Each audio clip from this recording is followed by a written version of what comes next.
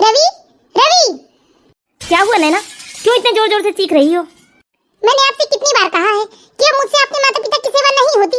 आपको समझ में क्यों नहीं आता? अरे तुम्हारे माता पिता की कटोरी जबान में भी लगाम नहीं है। बस इन्हें ये खाना है वो खाना है। अब जाके देखो, पूरा बेड गंदा कर दिया है तुम्हारे पापा ने। क्या पापा ने आज फिर बेड गंदा कर दिया? अरे मैं तो कहता हूँ नैना, इन्हें भूखे ही रख दिया करो तुम। तुम्हारे माता पिता की ना एक पैर जमीन पर है और एक पैर गड्ढे पर है, फिर भी इनकी जुबान में लगाम नहीं है। बस इन्हें चटपटा चाहिए, तीखा चाहिए। जाकर साफ करो आप, मैं साफ नहीं करने वाली हूँ। अरे तुम परेशान मत हो, मैं देखता हूँ जाकर। क्या देखते हो जाकर? क्या उनका गंदा बेड आप छुओगे जाकर? मैं बता ही देती हूँ आपको, ये सब गंदगी छूने की कोई जरूरत नहीं है आपको। अभी मम्मी के हाथ पैर चलते हैं ना, मम्मी से जाकर कहो, वो सब साफ करेंगी।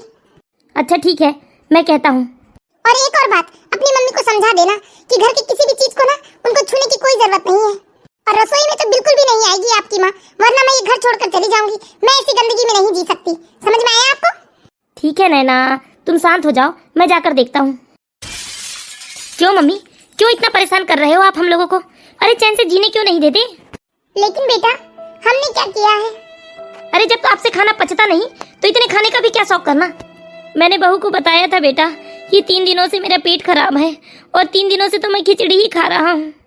और इसी वजह से तेरे पापा बहुत कमजोर हो गए हैं बेटा, इसलिए ये बिस्तर से उठ नहीं पा रहे थे। लेकिन तू चिंता मत कर, मैंने सब कुछ साफ कर दिया है। मैं तो कहती हूँ बेटा, डॉक्टर को बुलवा दे, 1-2 बॉटल लगा देंगे डॉक्टर, तो तेरे पापा थोड़ी जल्दी ठीक हो जाएंगे। बेकार में खर्चा बढ़ाने वाली बात मत किया करो मम्मी, डॉक्टर को बुला दो। अरे ग्लूकोज ला दे रहा हूँ मैं, वही घोल घोल कर पिलाना, उससे भी ठीक हो जाएंगे ये। और खाने पीने में ना जरा कंट्रोल रखो। अरे मेरे जीवन में ना मम्मी पापा जरा भी सुकून नहीं है। आप लोग मुझे शांति से जीने क्यों नहीं देते? उधर नैना अलग परेशान करती है, आप लोग इधर अलग परेशान करते हो। मुझे ऑफिस का भी कितना टेंशन होता है। ठीक है बेटा, बस ग्लूकोज ला देना ध्यान से। और मम्मी, आपको सारे घर में घूम घूम के चीजों को हाथ लगा लगा के देखने की क्या जरूरत है? ये क्या बोल रहा है बेटा? ये तो हमारा अपना घर है ना, क्या हम इस घर में एक कमरे से दूसरे कमरे भी नहीं जा सकते? अरे आपको जरूरत ही क्या है मम्मी बेकार में इस कमरे से उस कमरे जाने की? मैंने तो जानबूझकर आपको अटैच लाइट बाथ वाला रूम दिया है ना, ताकि आप लोग परेशान ना हो। उसके बावजूद आपको चैन नहीं है। और किचन में भी ताका झाकी मत किया करो मम्मी, जब खाना बन जाएगा तो खुद नैना छोड़ जाएगी यहाँ। ठीक है बेटा। इस तरह से रवि अपने बूढ़े माँ बाप को बहुत बुरी तरीके से डांटकर अपनी पत्नी नैना के पास चला जाता है। सच में जी, घोर कलयुग आ गया है। अरे क्या क्या अरमान नहीं सजाए थे जी हमने अपने बहू बेटे को लेकर। अरे क्यों अपना खून जलाती हो शांति? अब इतने दिन तो कट ही गए, अब अपनी जिंदगी है ही कितने दिन की, ये भी रो धो के कट जाएगी। मैं अपने ही घर में अपनी बसाई गृहस्थी को भी देख नहीं सकती हाथ लगाकर। अरे रहने दो शांति, ये सब बात करके क्यों अपने आप को दुखी करती हो? 1-8 घंटे आराम कर लो शांति, वैसे भी रात भर तुम सो नहीं पाई हो।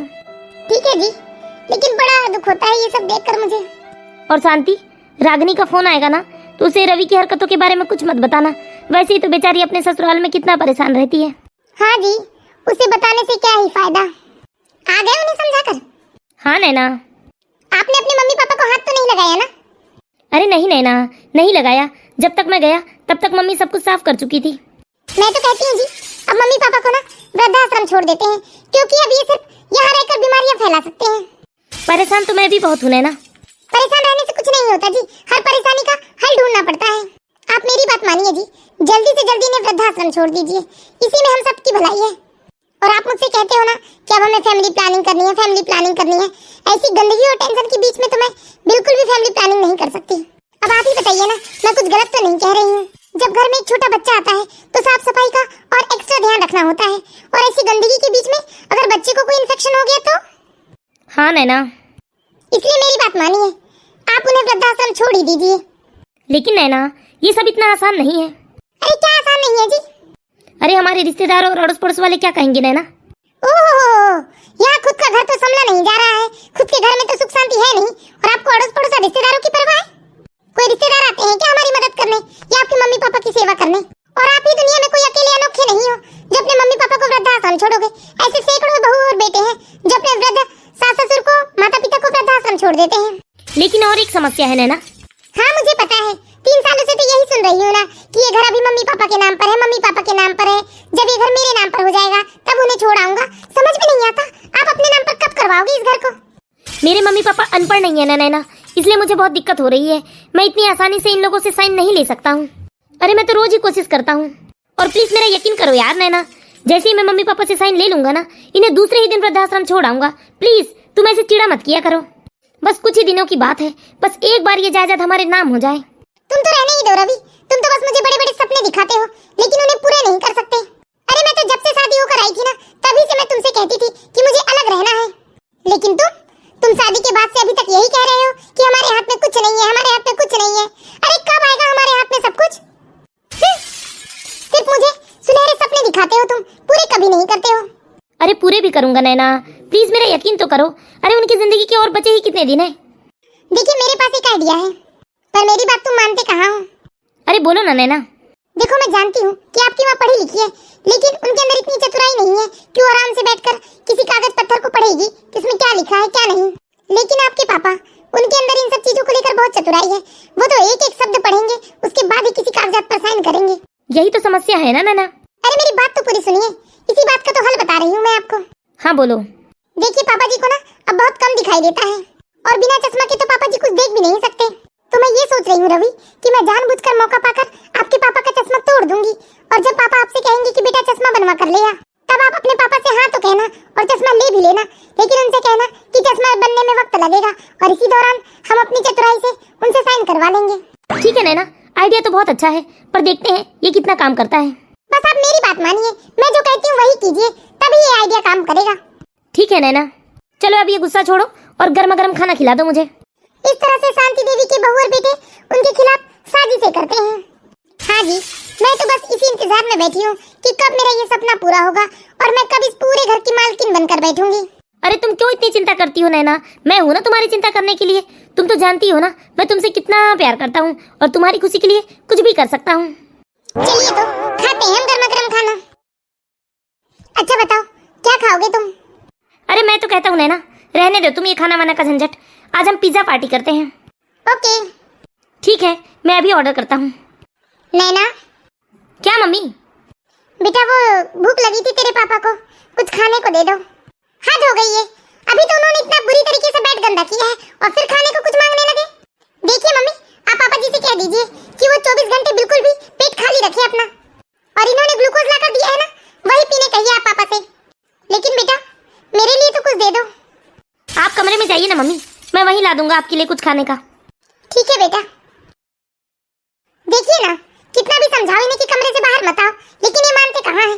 अभी तो हम लोग किचन में बैठे थे, इसलिए मम्मी जी ने किसी भी चीज को हाथ नहीं लगाया, वरना बर्तनों को खोल खोल कर देखती क्या बना है खाने में। अब आप ही बताइए ना रवि, ये सब बीमारी का घर नहीं है तो और क्या है।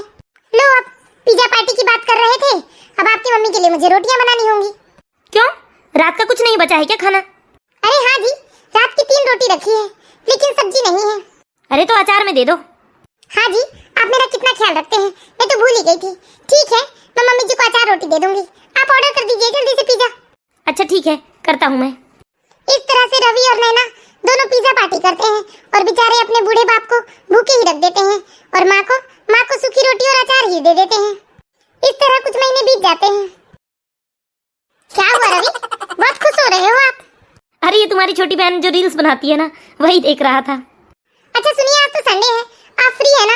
आप घर पर ही रहिए ना, मैं बहुत दिनों से पार्लर नहीं गई हूँ, मैं भी पार्लर से होकर आती हूँ। हाँ तुम जाओ ना नैना। शाम को मूवी याद है ना, भूल तो नहीं जाओगे रील्स के चक्कर में? अरे नहीं बाबा, नहीं भूलता मैं, तुम जाओ पार्लर।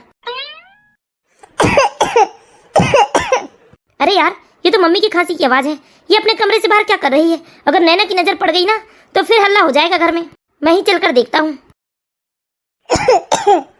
क्या मम्मी, क्यों कलेश करवाने पर तुली रहती हैं आप? मैंने आपको कितनी बार कहा है कि कमरे से बाहर मत आया करो। अच्छा हो गया जो नैना अभी अभी पार्लर गई है, वरना आपको अभी देख लिया होता ना उसने यहाँ, तो बिल्कुल हलाहल हो गया होता घर में। बेटा रवि, रात भर सो नहीं पाई हूँ बेटा, इस खांसी ने तो जैसे मेरी जान ही ले ली है। आज तू घर में है ना बेटा, चल मुझे डॉक्टर को दिखा ले आ बेटा। और हमारे कमरे का बल्ब भी फ्यूज हो गया है बेटा, आज तेरी छुट्टी है, आज ही के दिन तो घर पे रहता है तू, आज तो हमारे कमरे का बल्ब भी बदल दे बेटा। क्यों मम्मी, अभी 3 महीने पहले तो मैं आपको डॉक्टर के पास से दिखा ले आया था ना, उन्होंने खांसी की दवाई लिखी थी ना, वही दवाई क्यों नहीं खाती आप? बेटा मैंने पिछले संडे तुझे दवाई का पर्चा पकड़ाया तो था कि दवाइयाँ खत्म हो गई है। लेकिन तुमने दवाई नहीं लाया बेटा, इसलिए मेरी खांसी और बढ़ गई है। ले चल बेटा आज मुझे डॉक्टर के पास। मैं तो खुद ही रात भर नहीं सो पा रही हूँ बेटा, लेकिन मेरे साथ साथ तेरे पापा भी नहीं सो पा रहे हैं, और तुझे तो पता है ना, अगर तेरे पापा की नींद पूरी नहीं होती तो महीनों बीमार हो जाते हैं वो। क्या मम्मी, आप लोगों को क्यों अपना ही दुख दिखता है, मेरे बारे में नहीं सोचती? अरे मुझे भी तो एक ही दिन मिलता है, और जब भी मेरी छुट्टी होती है तो कभी आप मुझे बाम की शीशी लाने बता देती हैं, तो कभी दवाइयों का पर्चा थमा देती हैं। अरे छुट्टी के दिन भी आप मुझे चैन से रहने नहीं देती मम्मी इस घर में। अरे खुद तो पूरे दिन भर पलंग पर पड़ी रहती हो मम्मी, और बैठे बैठे मुझे काम बताती रहती हो, और मेरे पास तो इन सब चीजों के लिए अब बिल्कुल भी टाइम नहीं है मम्मी। और पैसे भी कोई पेड़ पर नहीं उगते मम्मी, जो मैं आप पर फिजूल खर्च करता ही जाऊं।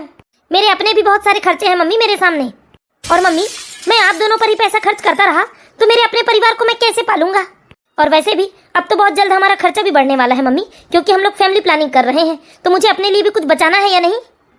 नैना बिल्कुल सही कहती है, वो सप्ते में 6 दिन पता नहीं आप लोगों को कैसे झेलती है। मैं एक ही दिन में इतना झेप जाता हूँ आप लोगों की फरमाइशों की वजह से।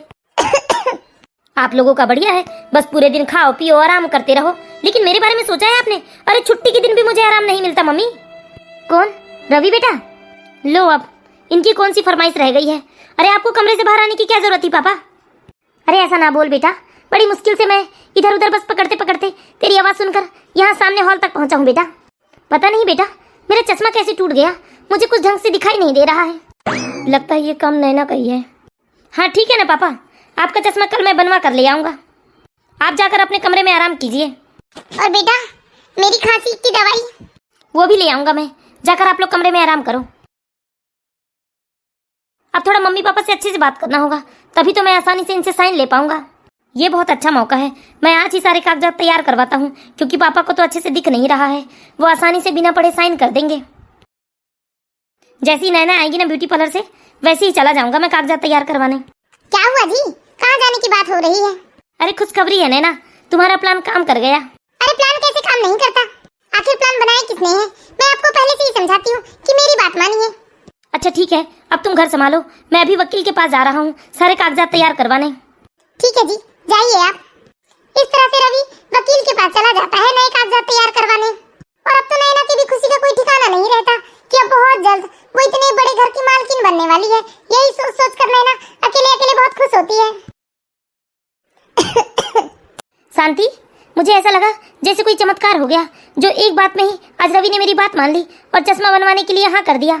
हाँ जी, थोड़ा आश्चर्य तो मुझे भी हुआ है, लेकिन एक बात याद रखना शांति, हमारा बेटा जैसा दिखता है वैसा है नहीं। ये रवि बहुत मतलबी है, ये कोई भी काम सिर्फ अपने मतलब के लिए करता है। हाँ जी, इसे तो इतना समझ ही गई हूँ मैं। अरे मैं तो उस दिन को कोसती हूँ जी कि क्यों मैं भगवान से इतनी मिन्नतें करती थी कि भगवान मुझे एक पुत्र रत्न दे दे, पुत्र रत्न दे दे। अगर मुझे मालूम होता कि ये पुत्र ऐसा होता है तो मैं कभी भी भगवान से ऐसी विनती नहीं करती। नैना आ गए जी आप? हाँ नैना, अब वो दिन दूर नहीं जब तुम इस घर की रानी और मैं तुम्हारा राजा होऊंगा। क्यों नहीं, आखिर आप मेरे आइडिया पे जो काम कर रहे हैं। लेकिन अभी आप खुश मत होइए, अभी बहुत सारा काम करना है आपको। अरे कुछ नहीं करना है, सिर्फ एक साइन लेना है। अरे तुम टेंशन मत लो, वो तो देखो मेरे बाएं हाथ का खेल है अब। हाँ तो जाइए, अपने बाएं हाथ का खेल दिखाइए। हाँ हाँ जाता हूँ, देखना और साइन लेकर ही वापस आता हूँ। इस तरह से रवि अपने माता पिता के कमरे में जाता है, उनसे धोखे से घर के कागजात में साइन करवाने। पापा। हाँ बेटा, ले आया तू मेरी दवाई? हाँ मम्मी, ले आया हूँ मैं आपकी दवाई, और पापा के भी चश्मे को बनवाने छोड़ दिया हूँ मैंने। 1-2 दिन में पापा का चश्मा भी बन जाएगा।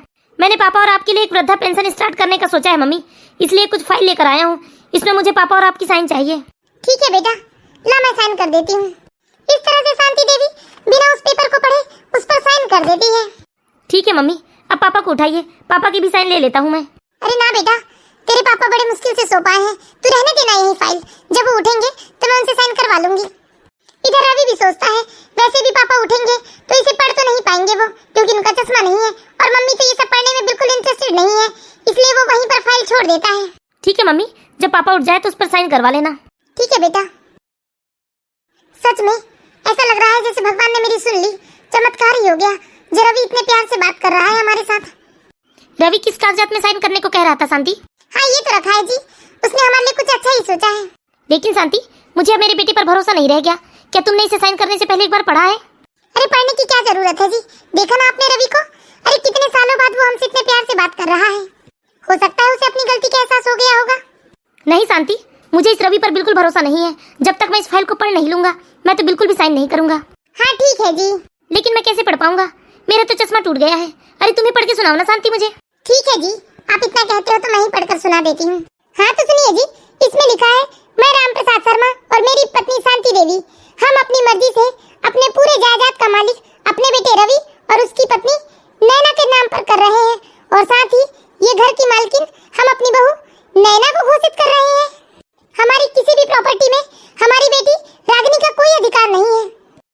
है ना शांति अपने बेटे का भरोसा। अरे मैं तो जानता ही था इसकी कोई ना कोई साजिश है, इसलिए जानबूझकर इसने मेरा चश्मा तोड़ा है पहले। हाँ जी, मुझे भी अपनी आंखों पर भरोसा नहीं हो रहा है। मैं अभी आती हूँ जी इस रवि और नैना के पास से। इस तरह से शांति देवी आग बबूला होते हुए अपने बहू और बेटे के पास पहुँचती है। लेकिन जब शांति देवी वहाँ पहुँचती है तो वो उनकी बातें सुनकर और दंग हो जाती है। लेकिन इस बात का उन्हें खबर ही नहीं रहता कि पीछे उनकी माँ खड़े होकर उनकी बातें सुन रही है। बस नैना, अब तो तुम्हारे सारे सपने सच हो जाएंगे। पापा भी थोड़ी देर में प्रॉपर्टी के सारे कागजात पे साइन कर देंगे। और पता है, मैंने तो वृद्धाश्रम में बात भी कर लिया है। सच में रवि? हाँ नैना, बस 2-4 दिन और झेल लो मेरे बूढ़े माँ बाप को, फिर तो हमारे मजे ही मजे हैं। लेकिन ये सब सुनने के बाद शांति देवी अपने बेटे और बहू से कुछ नहीं कहती और चुपचाप वापस अपने कमरे में आ जाती है रामप्रसाद जी के पास। सुनते हो जी, हमारे बेटे और बहू ने ना नीचता की हद पार कर दी है। अब और क्या कर दिया रवि और नैना ने? अरे आप सुनेंगे ना जी तो आपको आपके कानों पर भरोसा नहीं होगा। रवि और नैना हमें वृद्धाश्रम छोड़ने का प्लान बना रहे हैं। हे प्रभु भोलेनाथ, और कितने बुरे दिन दिखाओगे आप हमें? हाँ जी, हमने कभी भी अपनी बेटी की सारी शौक पूरे नहीं किए, लेकिन अपने बेटे को कभी किसी चीज के लिए तरसने नहीं देते थे। और आपने तो अपनी सारी जमा पूंजी भी उसके करियर को बनाने में लगा दिया। लेकिन आज वही बेटा। हाँ शांति, मुझे बेहद अफसोस हो रहा है कि मैंने अपने ऐसे नालायक बच्चे पर अपनी सारी जमा पूंजी नाश कर दी। हम लोगों ने क्या कुछ नहीं किया इस नालायक बेटे के लिए। अब बहुत हो गया जी, हम लोग जितना सह रहे हैं ना उतना ही हमें कष्ट दे रहे हैं ये बेटे और बहू। हाँ शांति, तुम ठीक ही कह रही हो। अरे ये हमारा मकान है जिसमें ये लोग हमारे साथ रह रहे हैं। हाँ जी, अब ये दोनों को तो हमें बताना ही होगा कि अभी हमारा आत्मसम्मान मरा नहीं है। अरे ये लोग क्या हमें वृद्धाश्रम भेजेंगे जी? इससे पहले हम लोग ही इन्हें घर से बाहर निकाल देते हैं। लेकिन क्या तुम्हें ये उचित लग रहा है शांति? हाँ जी, अब मैं और बेइज्जत नहीं हो सकती अपने बहू और बेटे से। जब देखो तब ये हमें बेइज्जत करते रहते हैं। अरे एक मौका नहीं छोड़ते ये। और एक बात बताइए, क्या हमने इन लोगों को मौका नहीं दिया? अरे कितने ही मौके दिए कि चलो ये लोग सुधर जाए, कभी तो हमें इंसान समझने लगे। लेकिन क्या आज तक ये सुधर पाए हैं जो आगे चलकर सुधरेंगे? नहीं जी, अब तो अति हो गई है। मेरी बात मानिए जी, आप वकील बाबू से बात कर लीजिए। लेकिन शांति, मेरा तो चश्मा टूटा हुआ है, मुझे कुछ ढंग से दिखाई भी नहीं दे रहा है। अच्छा, आपके पास डायरी में वकील बाबू का नंबर है ना? हाँ शांति। हाँ तो मैं डायरी से नंबर निकाल लेती हूँ वकील बाबू का। जैसे ही रवि और नैना घर से बाहर जाएंगे, मैं मौका देखते ही सामने वाले जनरल स्टोर में जाकर वकील बाबू को फोन करके बुला लूंगी जी। ठीक है शांति, ऐसा ही करो। रवि, कहीं जा रहे हो क्या बेटा तुम लोग? हाँ, हम लोग जा रहे हैं मूवी देखने। हाँ ठीक है ना बेटा, खुशी खुशी जाओ तुम लोग। इस तरह से नैना और रवि मूवी देखने चले जाते हैं और शांति देवी को ये बहुत अच्छा मौका मिलता है कि वो जाकर वकील से बात कर ले। आज तो मैं वकील से बात करके उन्हें घर ही बुला लूंगी और आज ही सारा फैसला करवा लूंगी। अरे शांति। हाँ जी, आप बस यहीं बैठकर मेरा इंतजार कीजिए, मैं अभी बात करके आती हूँ। ठीक है शांति, जल्दी आना तुम। हाँ ठीक है जी। इस तरह से शांति देवी वकील से बात करने चली जाती है और थोड़ी ही देर में बात करके वो घर वापस आती है। हे भगवान, मैंने कभी सपने में भी नहीं सोचा था कि मेरा रवि ऐसा भी कर सकता है। कौन शांति? हाँ जी, मैं तो वकील से बात करने गई थी फोन में, लेकिन इत्तेफाक से वकील बाबू मुझे वही दुकान पर ही मिल गए। क्या कहा उन्होंने? वो बस 10 मिनट में हमारे ही घर आने वाले हैं। अच्छा ठीक है, बैठो तुम यहीं। मैं आपसे कहती थी ना जी कि जब से मेरा रवि हुआ है मेरे जीवन में बस खुशहाली ही खुशहाली है। इससे ज्यादा मैं कभी भी खुश नहीं हुई थी, लेकिन मैं आज आपको बताती हूँ, शायद आज से ज्यादा मैं कभी खुश नहीं हुई होंगी। ये देखिए जी, वकील बाबू भी आ गए। आप लोगों को चिंता करने की कोई जरूरत नहीं है आंटी अंकल। मुझे पापा ने आप लोगों के बारे में सब कुछ बता दिया है। आप बहुत ही नेक और शरीफ लोग हैं। हाँ बेटा, सच कहते हो। शायद इसी शराफत की तो सजा भुगती है हम दोनों ने। लेकिन अब आप चिंता मत कीजिए आंटी जी, सब कुछ ठीक हो जाएगा। मैंने सारी इस फाइल तैयार कर ली है। अब जैसे ही आपके बेटे और बहू आते हैं, मैं उन्हें वो फाइल दे दूंगा। अरे वकील सर, आप यहाँ कैसे? क्या आप ही का नाम रवि शर्मा है? जी सर, कहिए। देखिए मिस्टर रवि, आप लोगों पर आपके माता पिता केस करना चाहते हैं। क्या आप ये क्या बकवास कर रहे हैं? मैं कोई बकवास नहीं कर रहा हूँ। आपके माता पिता आपको अपनी पूरी प्रॉपर्टी से बेदखल करना चाहते हैं और इसीलिए आपके माता पिता ने यहाँ बुलवाया है मुझे। क्यों मम्मी पापा, ये मैं क्या सुन रहा हूँ? आप ऐसा क्यों करना चाहते हैं? अरे क्यों नहीं कर सकते बेटा? जो बेटा बहू हमेशा अपने माता पिता से झिड़क कर बात करते हैं, हमेशा अपने माता पिता को बेइज्जत करते हो और हमारा ध्यान तो बिल्कुल भी नहीं रखते, तो फिर हम ऐसे बेटे के साथ ऐसा क्यों ना करें? इसलिए हमने फैसला किया है बेटा, ऐसे बेटे बहू के साथ तो हम नहीं रह सकते और ना ही अपने प्रॉपर्टी का एक टुकड़ा भी उन्हें देंगे। और सबसे बड़ी बात बेटा रवि, तू हमें हमारे ही घर से निकालकर वृद्धाश्रम भेजना चाहता था।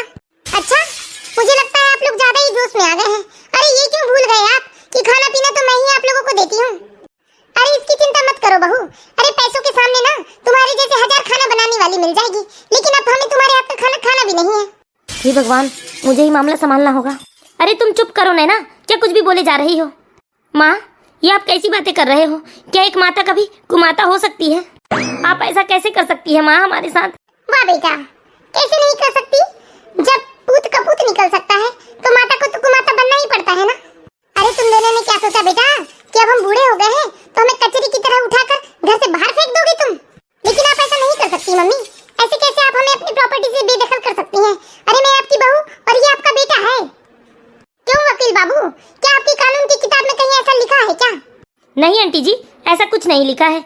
बल्कि यदि कभी कोई बेटा बहू अपने माता पिता को जरूरत से ज्यादा परेशान करते हो, इज्जत ना करते हो, उन्हें प्रताड़ित करते हो या उन्हें वृद्धाश्रम छोड़ने के विषय में बात करते हो, तो ऐसे माता पिता का पूरा फर्ज बनता है कि ऐसे संतानों को वो अपनी प्रॉपर्टी से बेदखल कर सकें। वकील साहब, इन दोनों नालायकों से कह दो कि जल्दी से अपना सामान बांधकर यहाँ से चलते बने।